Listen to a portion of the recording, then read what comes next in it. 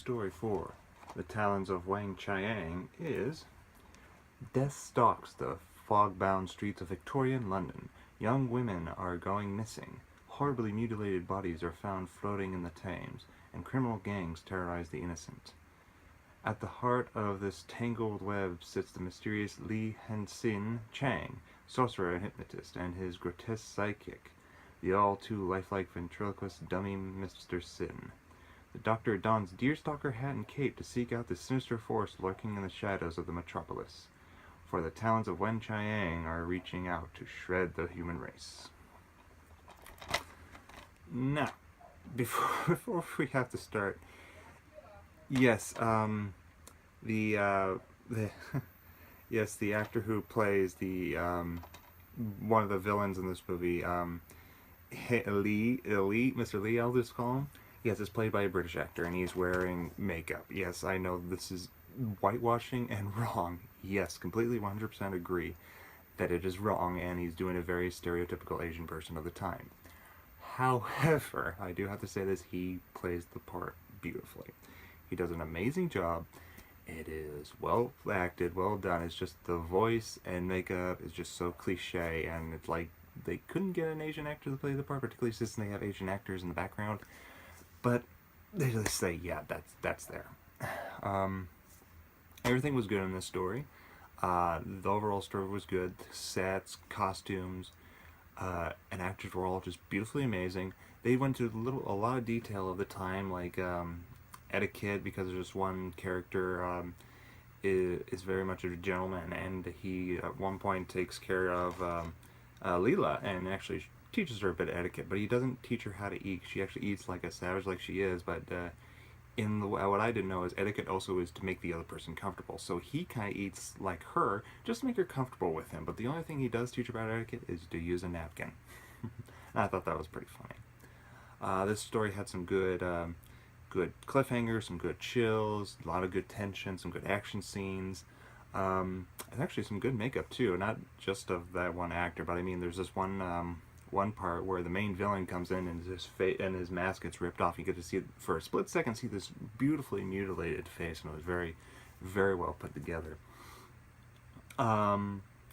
The Doctor and Leela went through a costume change so they could fit in the period more, but it was also because because of the way the Doctor and Leela had this relationship going, they decided to make them more like of the time, and also because their relationship kind of was similar to I forget what the character's name is, but it's Eliza Doolittle and this. I forget what the other character's name that was educating Eliza Doolittle, and they kind of had that kind of relationship, and so that's what they kind of try to mirror.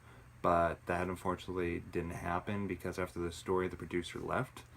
This story actually marks the end of the Philip Hinchcliffe era, the producer Philip Hinchcliffe, and also the most popular era of Doctor Who.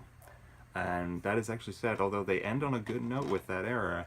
It's just like that producer, the writing team, everything was just so perfectly put together. It was amazing. They had some dark stories, fun stories, risque moments. I mean, everything was just beautifully done. It was perfect. They had a couple hit and misses, but it was just good stuff. So I wish Philip Hinchcliffe would have stayed on, but unfortunately he was basically not necessarily fired, but let go from doing Doctor Who because of so much backlash from Mary Whitehouse that they had to let that producer go and bring in another one, which is sad, but these things happen, and I understand that the other Doctor Who stories after this are still good, just not as good as they could be, but we'll just see. Out of 5 stars, I have to give this one a 5-star. This was very, very well done. I was amazed with it. Like, the only flaw I could see with this one is the whitewashing.